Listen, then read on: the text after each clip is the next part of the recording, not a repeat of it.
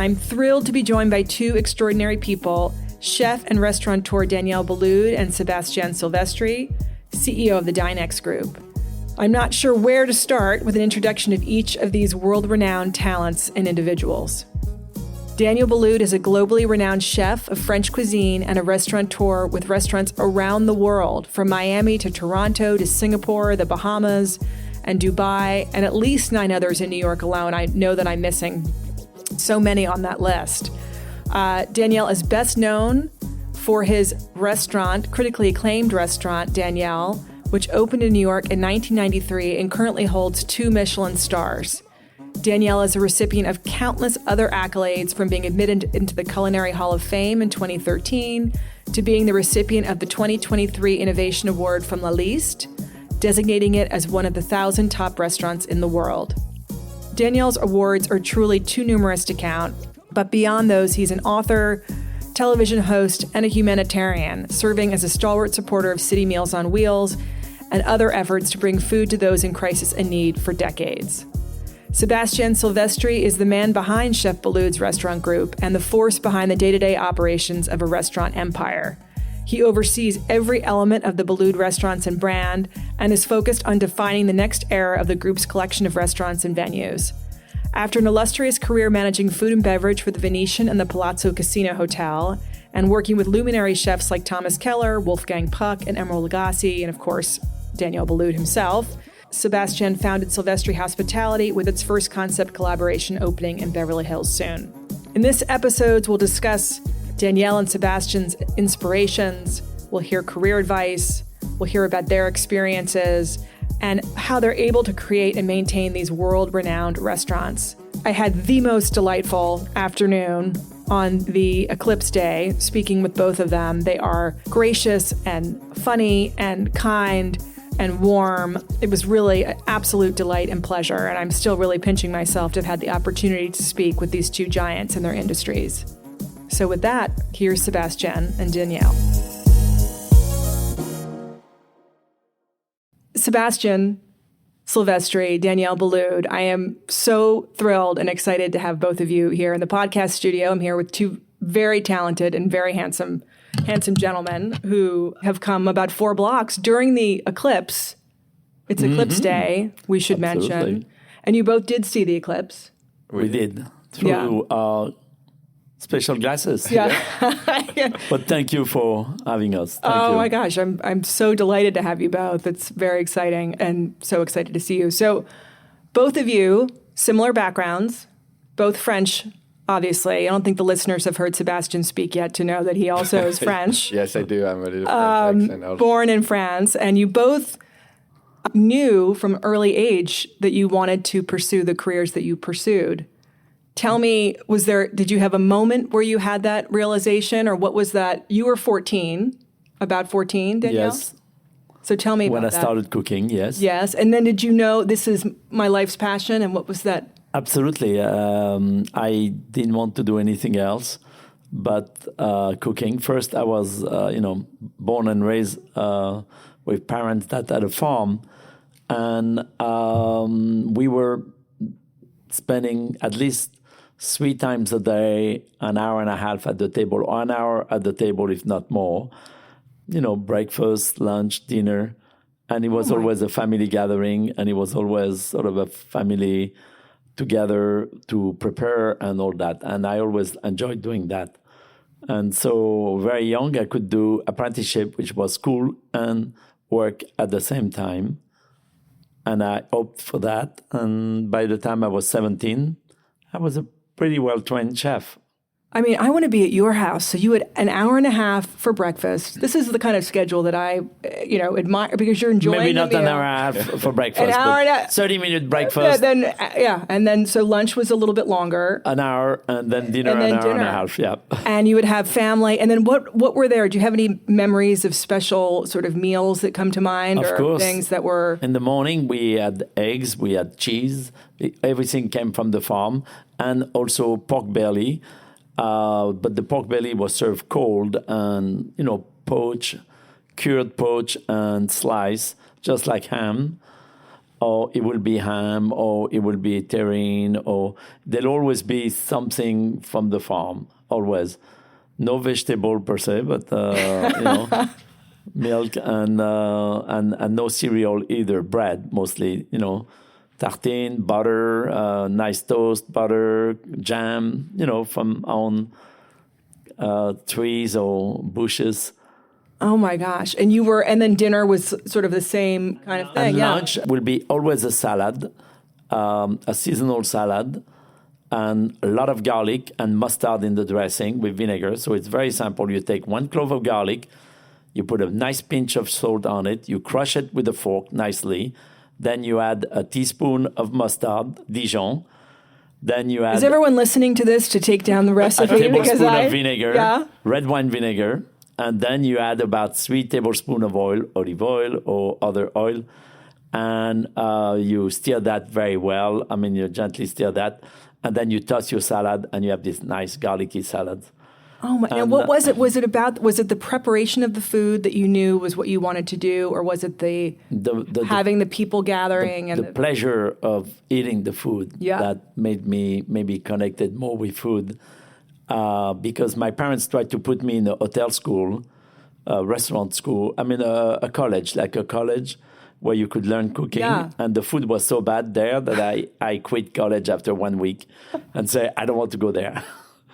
And that's when you pursued and I went to a restaurant, And so, I think Sebastien is the same. We grew up around food. And at dinner, there was always a soup at the table. And then, of course, at lunch, there was a roast. And at dinner is you make enough, so there's always a good leftover that you prepare in a different way. Oh, I love that. And was that a similar experience for you? Was it food that was your original kind of connect to knowing that you wanted to be in So my father was in the construction industry. He was building beautiful villas in the south of France, and he was trying to rally either my brother or I to take over the company. I hated the industry. Oh my God. My uncle was a restaurateur on the Italian Riviera in Bordighera, just after Monte Carlo and Menton. Yes. And he had these beautiful restaurants overlooking the ocean.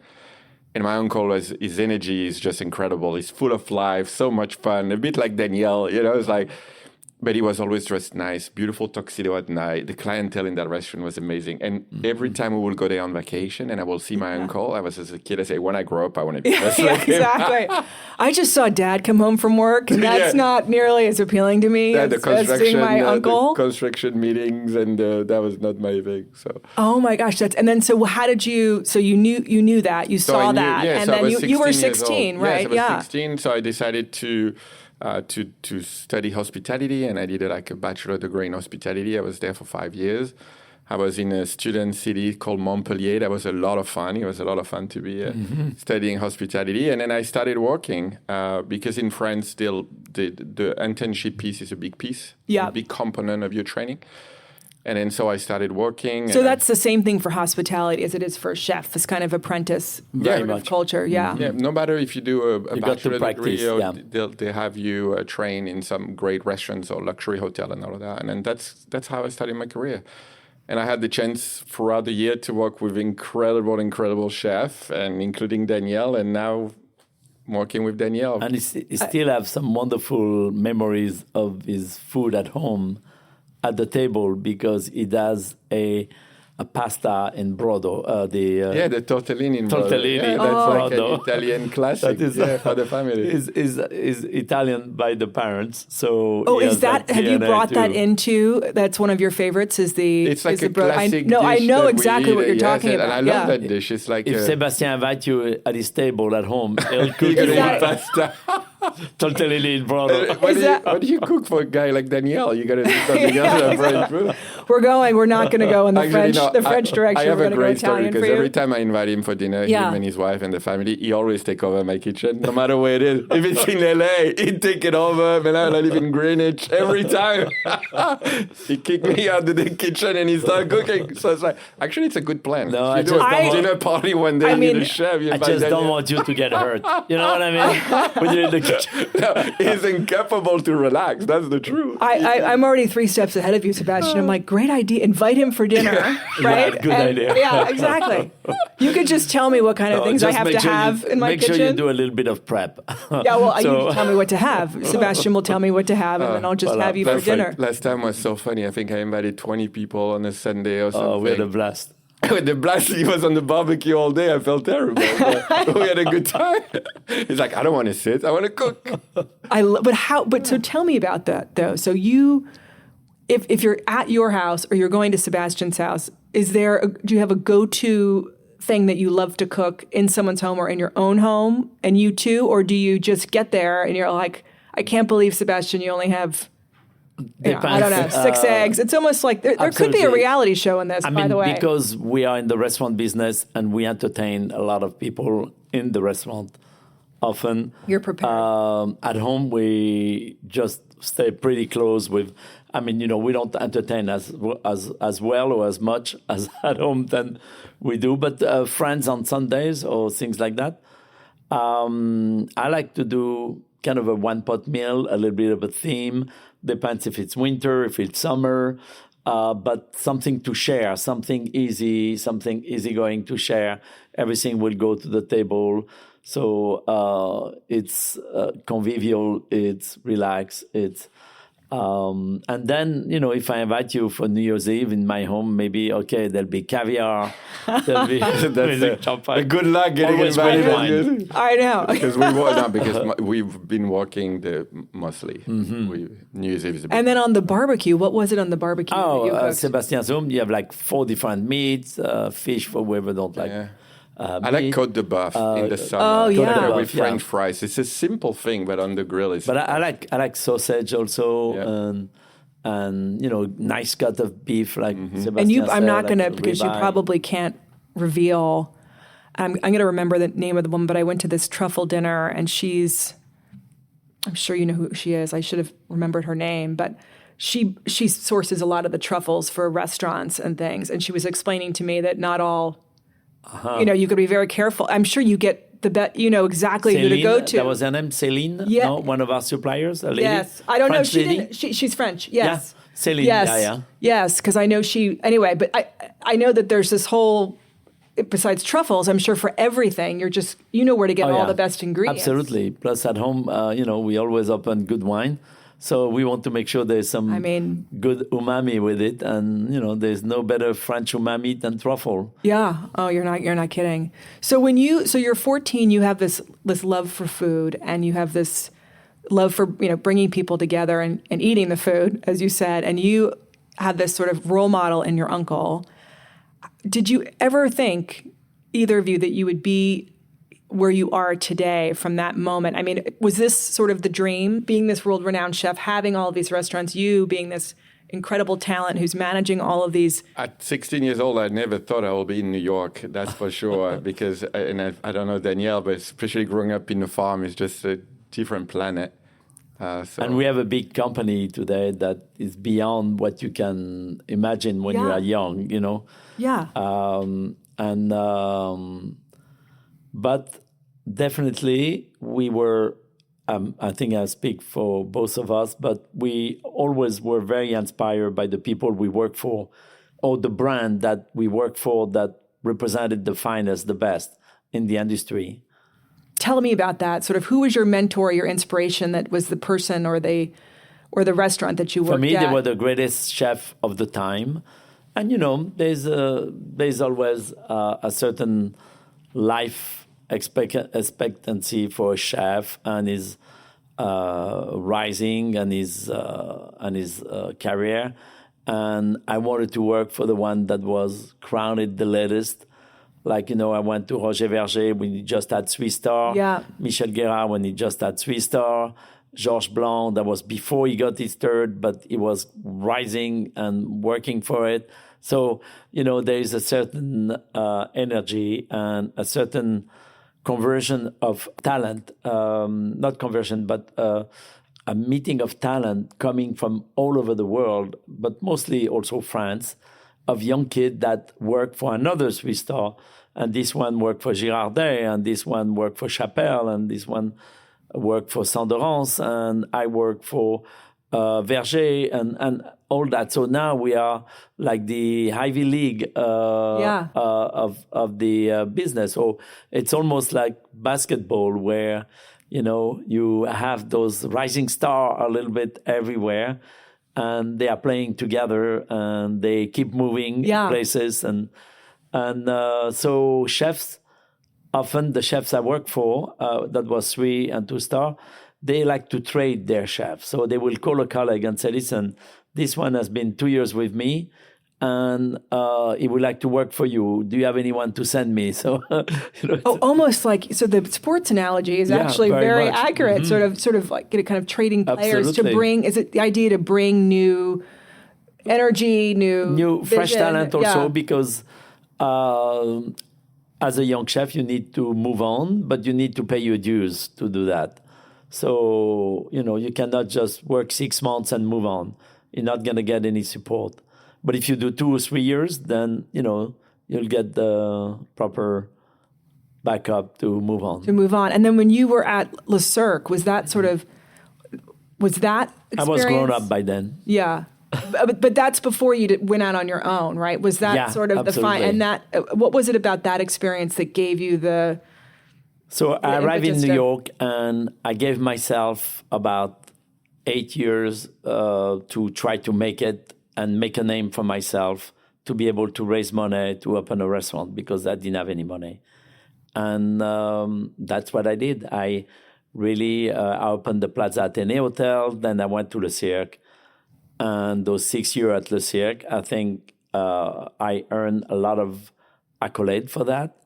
I earned everything the owner wanted to earn with the 4-star in the New York Times, and his restaurant being recognized for the food and not just for the scene there.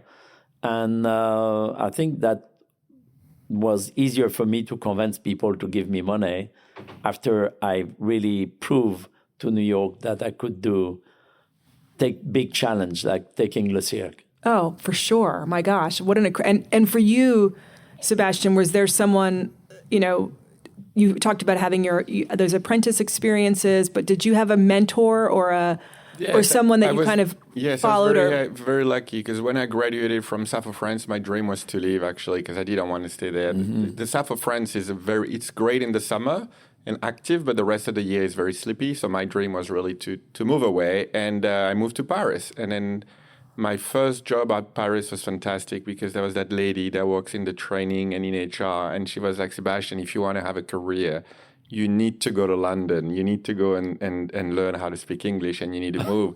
And I worked 2 years in Paris, and I transferred at the time.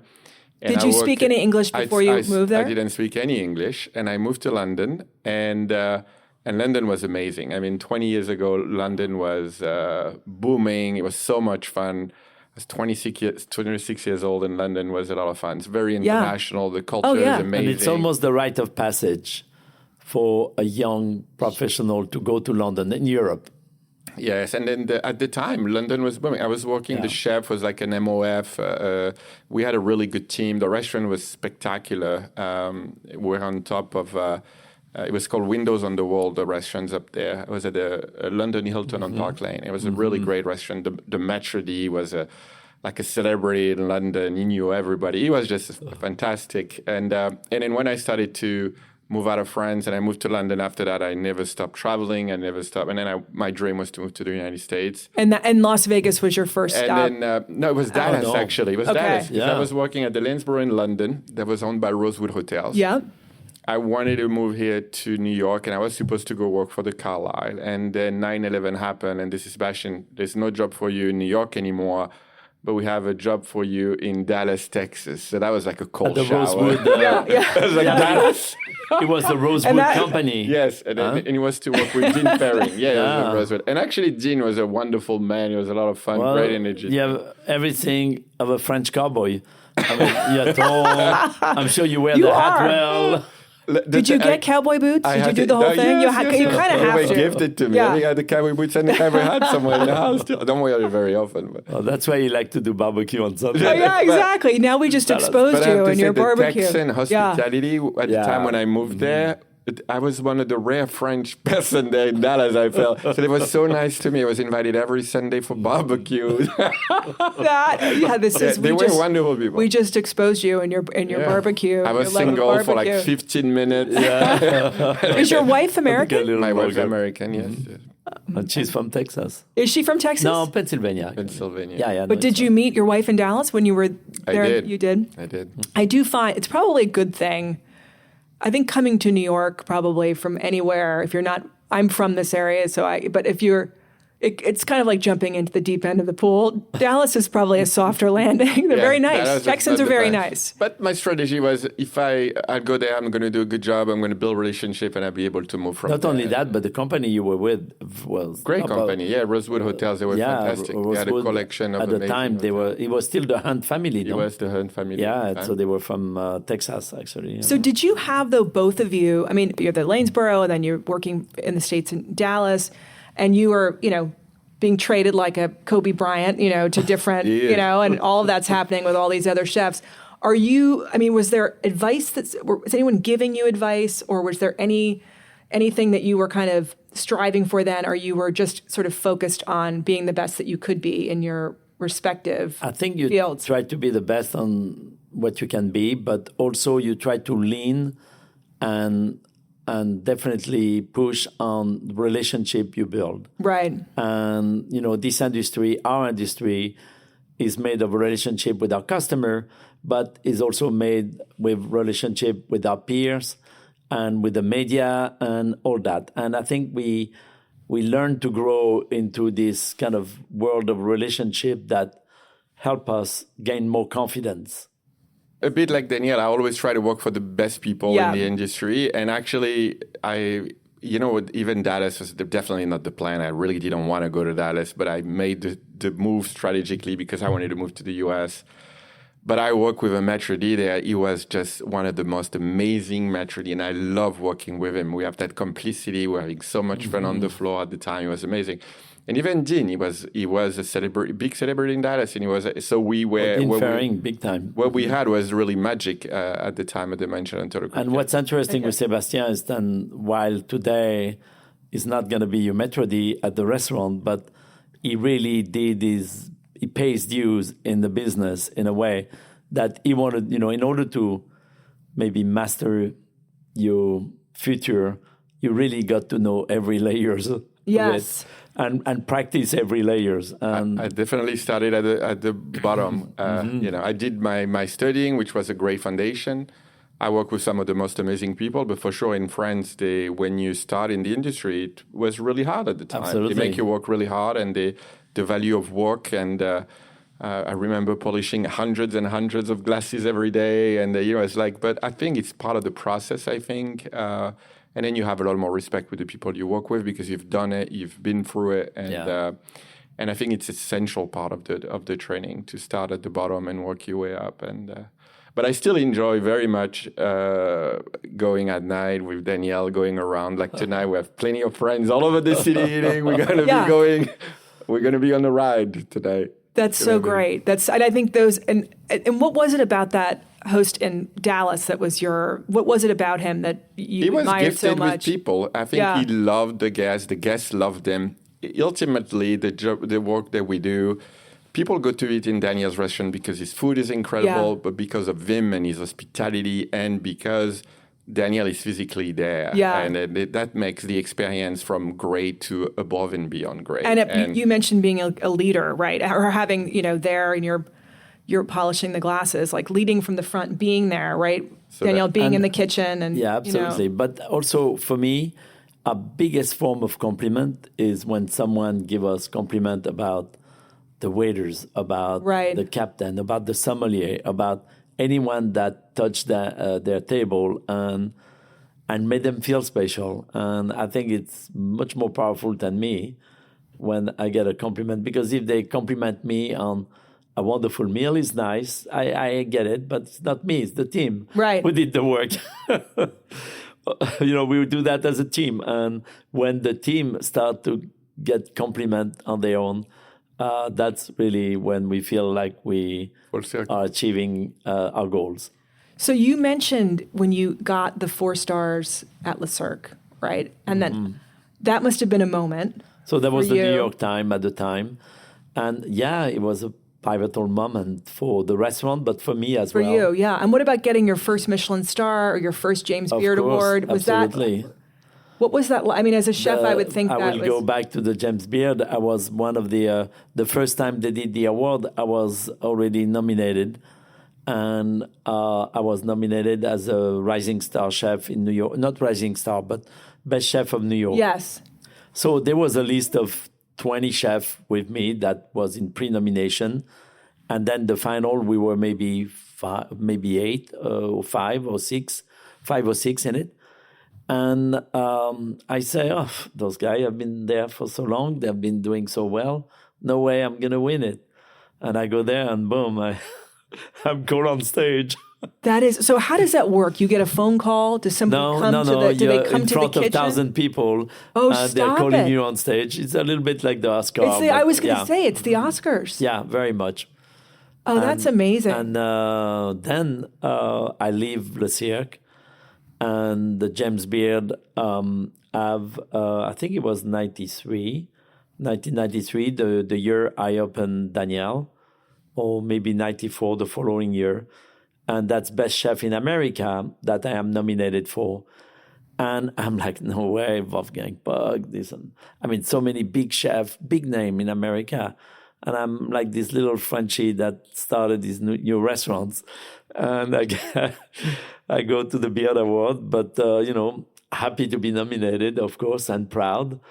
And I go there and boom, they call me on stage. Now, when you get called on stage for these awards, you have an acceptance speech. You have a speech where you talk or you thank everybody. Yes, you try to not forget anyone. Yes. But at the same time, you try to be brief also because there is other. But, you feel very thankful for your team, for your family that sacrifice you every night. Not sacrifice you, but definitely give you the chance to do what you do. And for, the suppliers and the customer that keep you happy every day. That's amazing. And you've won 6 James Beard Awards. Yes, many, yeah. Yeah. The one who really got controversial was Best Restaurateur because there was a new category. First time they put Best Restaurateur. Why would that be controversial when it's clearly the case? I was part of Best Restaurateur was restaurant groups. I see. I was part of the list and I felt, wow, sympa, nice. And there were other, and of course, restaurateur that was not chef felt that was their category, not a chef category. Oh, I see. So I picked up the Best Restaurateur as in the first round, but then after that, Thomas Keller had it before me. And then it was me after the year after. And Thomas gave it to me because usually the one who won the year before picked it up. And so Thomas gave it to me. So Thomas Keller gives you the award. It is just like the Oscars. The former winner gives you the award. My colleagues in New York that I will not mention the name, but he's a good friend. He said, "This is it. We don't want to hear any chef on stage. This is our prize." That is hilarious. My gosh. Well, at least I was proud to pick it up for the team too. Oh my God. So when did lightning strike and you two get together in this moment of you deciding that how did you meet? Well, how did you decide you want to work together? From Dallas, he went to Vegas because he liked the, Dallas, Vegas. I was headhunted for a really big job at the time. It's huge. I remember when they flew me at the Bellagio and they put me in the hotel there. They took me for dinner. It was Jean-Georges restaurant. They put me to watch the Cirque, the Cirque du Soleil, the show, and I was with my wife at the time. It was just spectacular, and the town was buzzing, and it was like, this is insane. And this was coming back from a village, debating in Vegas. This was the revival of Vegas, where suddenly Steve Wynn has started the finest collection of restaurants. Best chef. It was incredible, and they really wanted me to come. And I Now, what time period is it? This is like the early 2000s, 2005? Angelique was not born, so he was in 03. Okay. 05 when we moved. Yeah, 05. And it was fantastic. We were I was at the Bellagio, and I was talented to go there, and it was just an incredible experience. I ended up staying 12 years in Las Vegas. And did so much. But Vegas was great. I worked for a couple of years at the Bellagio. That was an amazing experience. And then I was. You worked for so many chefs there, right? I mean, the program was amazing. And then when I moved to the Venetian and the Palazzo, the chefs were working for him more. Yeah, he was managing all of them. I guess what I meant was exactly what Danielle just said. The meaning that you were kind of right. I started as the executive director of F&B, which at the time to open the Palazzo Hotel, and I was doing the Venetian and the Palazzo. And then I always remember when my boss at the time approached me and he said, "How would you feel if you were the vice president of food and beverage?" And I was like on a shock because I was like 29 years old, and that was a huge job at the time. I was going to say, how big? I mean, how many restaurants or how many covers In terms of volume, we had about 40 plus restaurants within the Venetian and the Palazzo. It's hundreds of millions. Some of the greatest chefs. I mean, Daniel was there, Thomas Keller was there, Emerald Lagasse, and then we had brands from New York, a lot of big name brands. Charlie Trotter, we had 2 restaurants the Venetian, at the time. Palazzo. So we had such an amazing collection of restaurants, and also the volume between the bars, the banquet business. We were doing hundreds of millions in banquet revenue. The volume was just insane. Room service, 7,000 suite hotel. The room service, it was just banana. What does that even look like for an organizational structure? Like at the Bellagio at the time, there was maybe 35 to 4,000 team members in food and beverage. Wow. And at the Venetian Palazzo, couple of thousand team members, and then half of them through some of the partners. So between 2,000 to 4,000 team members between the Venetian and the Palazzo in F&B, and then the whole hotel had like 6,000-7,000 team members. So it was like a massive. When we were doing management meetings, we were doing it in like showrooms. And then you'll go on stage where normally you would big have ballrooms. Yes, you'll do the meeting of the. No, it was an incredible experience, Las Vegas, and I really love working there. Especially we had access to capital, and we were doing incredible things. I was working for a billionaire at the time, Sheldon Adelson. So he had grand idea, and then he had the. So it was just, I was early 30, living in Vegas at the time was fun. My kids were very small, so it was really not an issue. But after 12 years, when my children turned to be teenagers, this is when I realized that, okay, now I need to move out of Vegas. Because when the girls are like, for their birthday, they're like, Dad, we like to have a suite at the Venetian and a limo and pick up all our friends. I'm like, okay, we need to move. And then I ended up moving to LA after. And is that so? When did you two connect, or maybe back in the Vegas days? We connected in Vegas. We know each other for 15 years. 15 years, maybe. I was asking him for favor already all the time. Or more, maybe. I was 16 years. Were you going for barbecue in Las Vegas then too? Golf. At the time, we had time to play golf. Daniel, what happened? We play golf. It's true. I always remember the first time we played golf together. Daniel was very good. I don't play golf, so it was like interesting. Since then, my game went down. That is now. Was it just the two of you, or did you have other? Was it like colleagues? Yeah. Yeah, you friends. did. You did. Friends and colleagues. No, but it was because I was putting a lot of events for the Venetian and the Palazzo at the time. I was trying to get publicity for the resort because the thing about Vegas is driving people to the hotel, driving people to the casino, and so we're doing a lot of events. I always ask Danielle, can you come? I want to do this big dinner, and then he was putting up a dinner that was a table for 120 or 150 people called Ultimo. Yeah, Ultimo, and it was it was the ultimate extravagance. Yes. In dining, and really cool. People will fly from all over the country to come to that event. And so were you one of the chefs? So I was one of the chefs cooking at that. I did that twice. Yes, you did it a couple of times. Yes. But that was kind of Sebastien's ideas and making down there. Besides the daily work of everything else. Yeah. But it was a cool party. That was a fun. So you go to the Ultimo dinner, then you like, let's go play. Oh, we did also a lot of tomorrow. charity. Yeah. Oh, yeah. And he did a lot of charity. I had a restaurant for a while there as well. So when did you two decide to work together?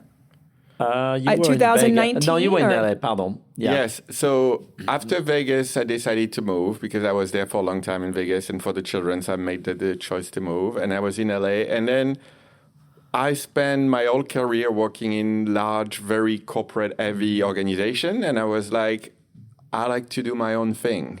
Yeah. That Get was a one- partner into a group or something Yeah. that really... But I had a problem. I never cook. Yeah. I think you've got that problem I had solved. a problem. Yeah. I had a big issue. So I went and see him first. And I said, Daniel, I really want to do my own thing. I want to do my restaurants. Can we do it together? And Daniel was a really good salesman. He's like, yeah, we can do your restaurant together. We have not opened it yet, but we will. He owed me that one. That is amazing. And how many did you have all of the restaurants that you have now then when you first started, or because you have nine or so in New York, and you have we have 18 more. We have right now it's 20 something. We don't like to count. Sebastien count. Because we don't want to count. But we have 24 operations now Wow. globally. Yeah, right. And some of them need to be open. They are in construction, in the making. Okay. But it's like this year, it's a big year for the group opening. There's Los Angeles coming. There's another project in the Middle East that we haven't announced that's going to come later in the year. And then we have our steakhouse that is coming November 1. Here in New at York. 1 Madison. In New York. In New York, yeah. How do you decide what is a good project or a new restaurant for Daniel I Boulud? think, so we did a huge push getting out of COVID because we really didn't know what would happen. And we were kind of scared of what could happen through COVID because for the industry it was really devastating. So during the COVID period, instead of waiting, we took a lot of took opportunity. We opened Dubai, we opened the Bahamas with Rosewood. We look for opportunity, but now we are at a point, and I think in Daniel's career, we look only at iconic project, and if it fits the iconic category, then we'll consider it. I think we don't want to open at this point of time. It's just if it's something very, very, very special, then we'll look at it. And also make sure that our partners are committed and they are at the level of where we want to be. Right, because I mean that has to be. Of course, you've got such incredible expertise in this area, but you have to maintain your standards and your brand, for lack of a better lack of a better term. And so, as you said, you've got to pick your projects wisely. Very much, but also I think we see with the team where we can go and what we can do. And so you have all your own team that you kind of that you of course disperse to these different places. You know, there's it's like I always say, it's a very big pyramid. So the one who is on top is Sebastien. Yeah. I'm just sitting in the middle of the pyramid somewhere on the I don't know, somewhere on the 25th floor. I think it's more of a big circle. It's a big circle, and we really try it now. It's very inclusive. I think what's great is we're not too small, but we're not too big. Yeah.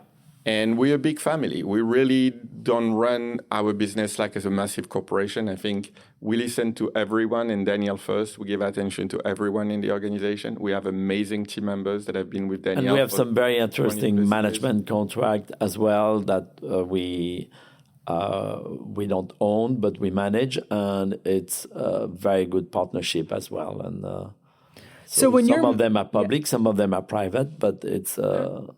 When you manage other projects, are you helping them kind of create, besides just menu, but the look and feel and the standards and the process and all that? Train the staff and, of course, come up with what the need is for that particular place, but also train the staff and establish the standard of, culinary standard, service.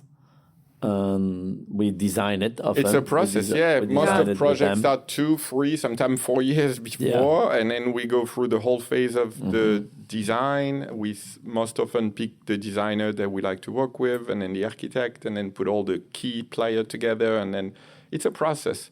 Yeah, it's so fun. It's so creative. I mean, so One Vanderbilt, right? I mean, for example, how spectacular that is. And are you? I mean. Tell me about your feeling about that project. It's been such a big success, all three of those restaurants. So we started 5 or 6 years, like Sebastien said, 5 years before the opening. And there was going to be demolition and then construction. And Sebastien came when that was barely starting the project. We were just in our beginning phase of everything, the design, all that. So it was a perfect timing. But we were very lucky to have great partner, fully committed to provide us with a fantastic location, fantastic restaurant. Let us choose the designer. Let us take direction for everything. And very unique space, very unique building. SL Green, is not about the size of the building, but it's more about what they provide in this building. And I think while it's one of the top 5 biggest building in town, there's always someone bringing a new one. Yeah. But in the commercial one, yes, there's one of the best building in the city for sure. And we have a couple of business there. Yeah, we ran the Épicerie Boulud. We ran Le Pavillon, Joji, the Japanese restaurant. Yeah, so tell me about Joji. How did you decide to do? Is that your first Japanese restaurant? Yes, absolutely. And what was the thinking about? You wanted to tell me about the thinking. So about I always wanted to open a Japanese restaurant, and I didn't know how we were going to do it, but we were going to bring someone in charge of doing it because I'm not a Japanese trained chef, but I've done a lot of work. I've done work in Japan. I went there a couple of times to do things, once for a charity and another time for a week of cooking there, and many other trips. But we had a space next to this kitchen of Le Pavillon. We had a large room that was unused and not very desirable for any tenant because he was sitting kind of on top of the lobby on Madison Avenue, and there was no window or anything. And we say, well, why if we don't? I proposed to the partners there that we would love to make a Japanese restaurant. It'll be hidden behind the kitchen, so you will have to go through the kitchen to get to the restaurant. And then the conversation started. We started to design ideas, and then they found a space down in the basement that was also a perfect location to be able to create a bespoke sort of Japanese restaurant. And and then the chef, of course, Georges Wuan and Wayne and Choi were 3 chefs that was extremely well trained. And they're very well known in the platform of, Japanese chef, well-trained chef. And they came in and they are managing the restaurant. That's, they have partnership inside. And so it's great. So a day in the life of both of you. Are you moving all over the One Vanderbilt building? Are you? We're moving all over the world. City. Yes, all the world. You're right. The beginning of the year was intense because I think the first 45 days we probably did 5 or 6 countries. But we did a world tour. We did a little world tour in January, February. All the big travel. We opened a new restaurant in Singapore. The first week of February. So you put a new restaurant in Singapore. We did, yeah. We opened Maison Boulud. We were in Dubai. We went to so many places. London, Texas, Paris, Palm Beach a couple of times. So yeah, the beginning of the year was pretty intense. And then is that usual? Is there like a calendar sort of thing where you try because when it's after the holiday, January in New York is a little softer.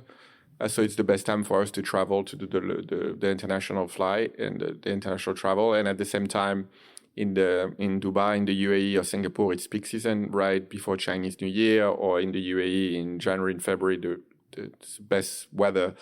And like all the European and a lot of people go to Dubai. So I think we don't travel that. And then, but no, otherwise a day today is like a day like today. We're going to be in New York. We have guests going to all our restaurants all over the city, from Le Gratin downtown at the Big Man to Blue Box Cafe at Tiffany the Landmark on the west side of Boulud, or Le Pavillon, the new Café Boulud that we opened mid-December of last year, and then Danielle. So tonight we're probably going to have to go around. And I was going to say, do you both divide and do you say, okay, tonight I'm going to do these ones? Yeah. Sebastien, you can see him. What's your favorite spot where do you like to spend most of your time? You could change restaurant 6 times in the night, and you'll see Sebastien 6 times in every place. Stop it. I want to ride with you in your Uber or wherever you're going from. Yeah. I'm trying to sometimes settle in one place, and maybe, I live right above Danielle, and so I'm always there and that's also that's the flagship restaurant, right. And I spend a lot of time with the team there.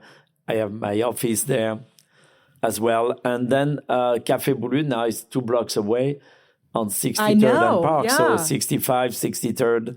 So that's your favorites. You like to be in that kind of moving around that. Well, that's the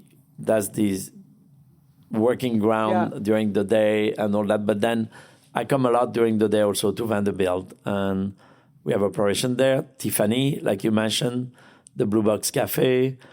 The West Side, sometime on weekend, like yesterday, I was with my children, so we stopped by in one of the restaurants on the West Side or downtown. So you're just kind of, you're both sort of checking in with all of your teams. So people ask me, have you been to this new restaurant or this new restaurant? I said, no, I only eat in my own place. So, why would you go anywhere else? The perks of working with Danielle is I've never ate as well in my whole life than since I've been working with Danielle. Well, that's something serious. I wanted to ask you both. You're both really busy. What are you eating during are you in the kitchen sort of popping in and eating? But at night, around 10 o'clock, we start to be really hungry. Not hungry. And then and Danielle for that is the best. And then there's always something good that come out of that kitchen. But today, my lunch, we manage also a club for Centurion. And yes. I was in the kitchen, and we had a wonderful vegetable soup. It's mostly with butternut squash and carrots and all that. So I pour myself a bowl of that, and I went around the stations and picked up a little bit of vegetable there, a little bit of sauteed mushroom, and I made my little vegetarian lunch, like standing up and talking to the chef and tasting, looking at new dishes and all that. So my lunch often is on the run, but it's tried to be healthy at lunch. So it's a nice salad, nice pasta, or nice but not that healthy soup. At 10 or 11 I was like, at night. what is happening? Where can I meet you in the kitchen? Hopefully wine's involved, and you've got wine is involved. You have to have that. I never make the same recipe, because if I try to explain to a cook what to do for me for lunch, he never get it. So I rather do it myself. I go around, and I love soup. I'm just a soup fanatic, because I think it's so healthy. And you can put so much in it. So I remember lately we were doing a cauliflower soup at Danielle.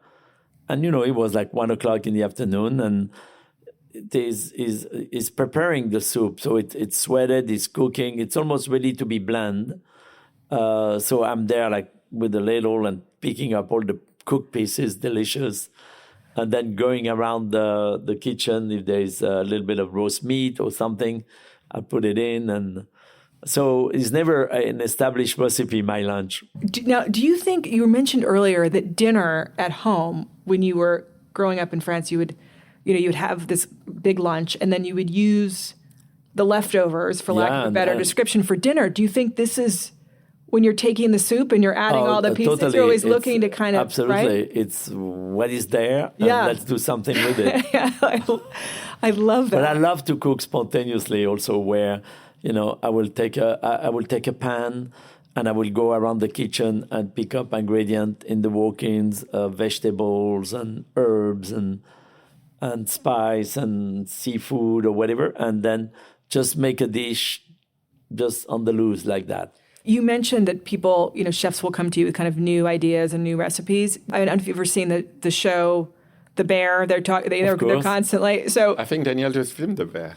Yeah, did you do the bear? Oh my gosh, I can't wait to watch you on the bear. It's going to come out sometime in June, maybe. Oh, I love it. But is that an accurate in terms of like, sous chefs or people in the kitchen saying, I just made this, what do you think? Do they come to chefs come to you all the time with, or do you set that? It's more strategic. Yeah, sometime we put that on paper because we are planning, because we know ahead what will be coming, especially when you cook very seasonally.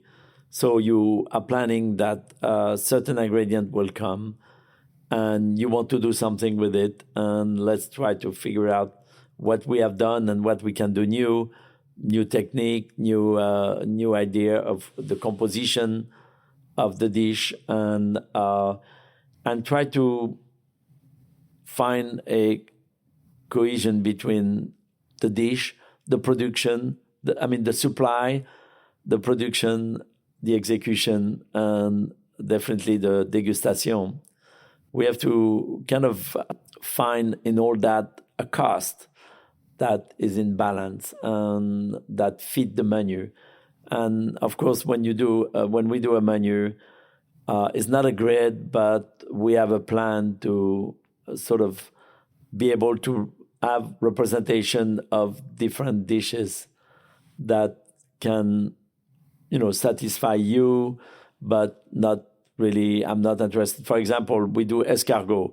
So I don't know how many people around the table here like escargot, but whatever 5% of guests or 10%, I want to make sure we make them very happy and they never forget how good our escargot was. So there is sometimes some dishes that are not the most popular. Like one thing that drive me crazy today is burrata, because you have burrata on every menu. And it seemed like nobody knew how to leave and eat before burrata came on the table. I think there's that's like kale's had that kind of thing. There's certain things. So you're right. There's some dishes that are trendiness in food sometimes. So, I haven't seen trendiness in escargot, but still people love it. I'm a huge fan. So advice, I know you wrote that book, Letters to a Young Chef, but for both of you, for someone who wants to pursue a career in hospitality and managing restaurants, or someone who wants to be a chef is 14 and maybe listening in France and in a small town, or listening somewhere in the United States, what kind of advice would you give to a young chef or to a young person who wants to pursue a career in hospitality? Well, for me, is to stay at school. Don't try to be to do it like me. Stay at school. Well, now that you have children, right? That's what you're. We encourage that for sure. I do the same with my kids. And every moment you have, try to spend it in where you dream to be. So if you dream to be a chef, you stay at school, but try to find time to go and cook with someone, even if it's a part-time thing, or if it's summertime or something. But try to get somewhere and find a good mentor. It don't matter what they do. It might be a pizzeria, but it could be the best pizzaiolo chef there is in New York City. Try to go and work for him and learn some things. Learn somebody who has passion and who has pride in what he does. Yeah, I give the same advice all the time when I go in front of students in university and I get to talk to them. I say, look, follow your passion. I think that's necessary, and work for the best. Try to work for the best people, and then you're going to work from them. Those people that they love what they do and they're really good at it, and that's kind of the foundation. And then from there, you'll see where. No, but then the hospitality require a lot of work. It's a very demanding industry, so for sure, people need to have that passion and the fire to do it. If they want to be a chef, they need to be, they need to know all of that. And really try to not have any attitude. It's very important. I think that's great advice in life, right? I'm 50. I think the 30-something generation is sort of. I love you, listeners that are in your 30s, but sometimes they think they know better. Yeah, you have to really put the time in. You have to working hard and not being afraid to, you're saying sort of polish the glasses. Like, there's no job that should be Absolutely. right? You have to be... And to be patient, but does not mean then, you're not going to have responsibility very young. You just have to be patient to get where you want to be. I know that burrata is definitely out, and kale. I mean, it's fine. Like, there's certain things that should not be maybe in restaurants in the future, but where do you see restaurants going, or food service in general? Is there either a type of things that people want to experience, or places that you think restaurants are going to be opening more? I think maybe I'll tell you my thoughts. When I moved to the US 20 plus years ago, I don't think at the time we eat as well as we eat today in the US. I think everybody is doing and I'm talking about more general and the population also. I think everybody is more educated about food. People are more traveled.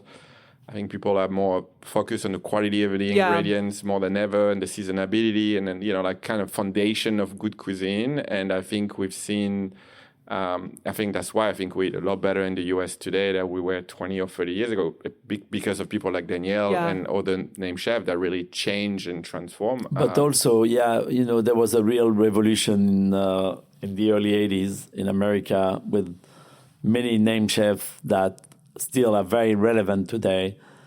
And they started to train a new generation. That new generation started to train another new generation.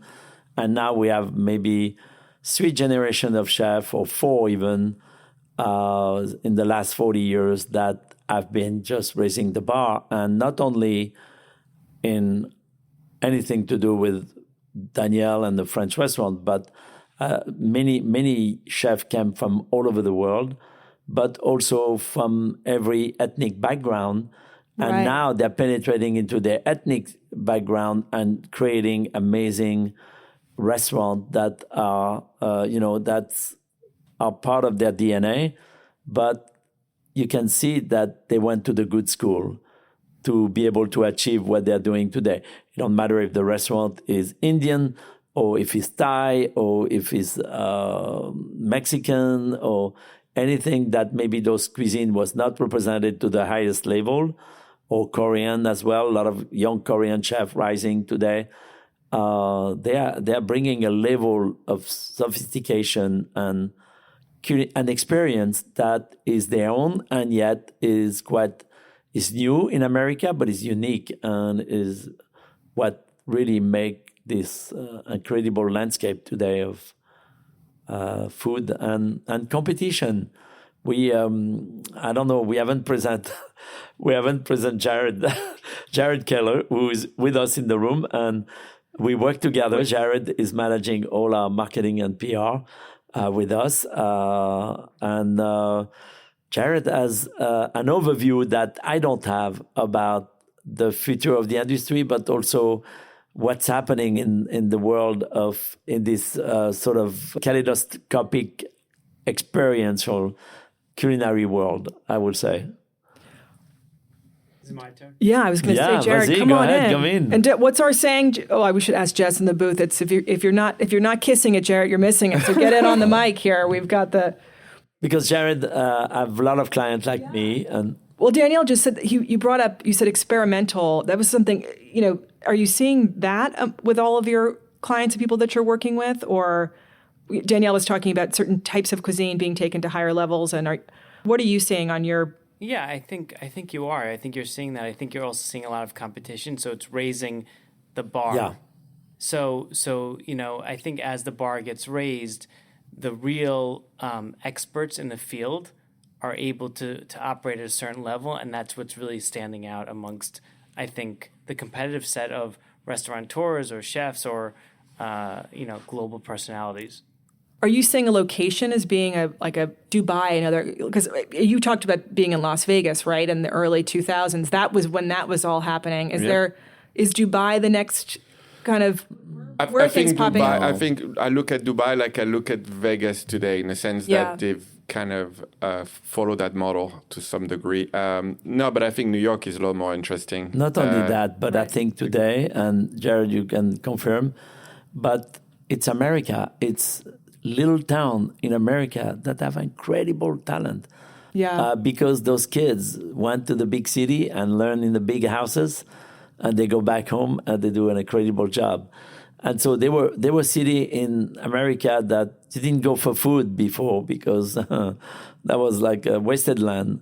But now you go because there is talent, and I think that's the beauty of this cooking in America today is fascinating because, and Jared talked about competition, TV, of course, Food Network, but also all these things, Top Chef, and Master Chef, and Shop, and they're kids from all over the country that come to have not a minute of fame, but to show how good they are.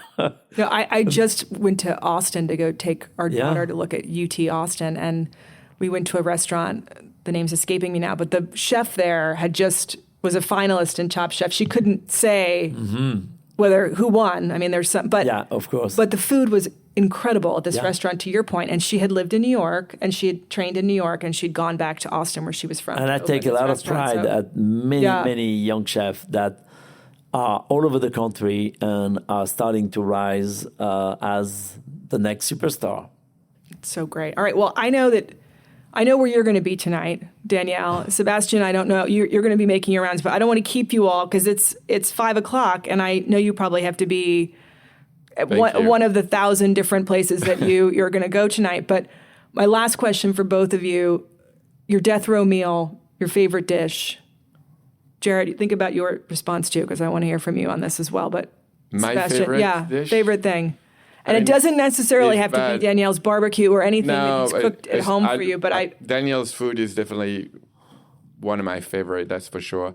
But I think my mom's cooking, probably, because of the emotion that gives you when you eat your parents. So she makes, and then because of the culture too. She's French, but my father's Italian, and my mom is a great French chef, but she cooked Italian because of the cultural thing. Yeah. And the other day, she said to me, it was so funny. I think it's on Easter. We always speak for every Sunday. I call family, and now we FaceTime, so it's a big thing. And she said, "Hey, we make fresh pasta and we make tortellini and all of that." And then she said, "But we didn't do them very well, and there's always something wrong with them." And then she started sending me those pictures, and they look like competition tortellini. I forgot to tie them up. No, they were so perfect. They were so beautiful. Oh, so perfect. Eating my mom's pasta is something. Well, I was going to answer for you and say tortellini and brodo, because I know that is one of your favorites. Dish. We eat it even in the summer. We eat it all the time. Normally it's a winter dish, but. And of course, for me, I name a restaurant after my mother's cooking and my grandmother, because every Sunday on the table... Which restaurant is that? Le Gratin. Oh. Because the gratin is something that is cheesy, covered with cheese, but it's seasonal vegetable. You can do cardoon, you can do Swiss chard, you can do potatoes, you can do celery, you can do pasta, like mac and cheese, basically, but with a lot of vegetable. And so Le Gratin is named after my grandmother and mother that made this wonderful gratin every Sunday. And so where are you both going to be? Gratin on my death row, that's for sure. My God. I mean, where are you both going to be this Sunday? Caviar. Yeah, I mean, that sounds like absolute heaven. Jared, do we have one? I'll let you go first. I actually don't know what I wasn't going to throw mine in, but... you brought up cooking. The woman who raised me was fried chicken was her thing, and it was incredible. And she actually came from Alabama and wasn't able to, she knew how to write things down, but she couldn't. She was just, it's a pinch of this and it's a pinch. She could never. All of my parents' friends wanted to learn the recipe, and you just had to watch her and hope that you would, and nobody could replicate Adebelle's fried chicken. Problem. So that's my favorite dish. And she showed me how to do it, but it's just not this. It's not the same. You have to kind of, but it's those home cooked meals that you have. Do you want to take a pass, Jared? Are you gonna? No. I would say it's probably my grandmother's stuffed cabbage. Ooh, and, I like that. Chou farci. And you make a good one, Danielle. I have to try. Go ahead. And I think like everyone at the table said, it reminds you of family. Yeah. And I think that's the most important thing. We all probably eat out so much that if you get a moment to be around a table with a special dish and your family, that's really what's most important. Yeah. Sweet. It's the feelings that the food evokes. And yeah. you know, then stuffed cabbage, we are working on a competition that's going to be the World Championship of stuffed cabbage. Is this real? Yes, because Okay. Michel Bernardo, you know, the China Bernardo? Yeah. Michel Bernardo loves stuffed cabbage, and he wants a world competition. So there's going to be a local competition in America we're working on that I don't know if we have told you already. And then it's going to be a final. There'll be a final in France, but there's chefs from Japan, from America, from South America, from Europe that will have winners. And then all those winners will go in Paris or maybe even in somewhere in Limoges to do the final of the chou farci. We call it chou farci. Oh, that's so it's nice that you love stuffed cabbage. Jared, you need tickets. You're We're all going to go. Transition. Yeah, exactly. Well, thank you both so much. It's been so fun spending an hour with you, and I really appreciate you both coming. Thank you so Take much. the time. It was Thank really you. a delight. We'll be back again. Oh, I Thank hope you. so. I hope so. Congratulations. Thank you both. Thank you. That brings us to the end of this episode of The Interview. A huge, huge thank you again to Danielle Boulud and Sebastien Silvestri. I thoroughly enjoyed my conversation with them. I hope that you did too. And as always, thank you again for listening. If you enjoy the show, please rate and review us on Apple Podcasts and follow us on Instagram at The Interview with Leslie Heaney. A new podcast is released every Wednesday. Until then, this is Leslie, and don't forget to join The Interview.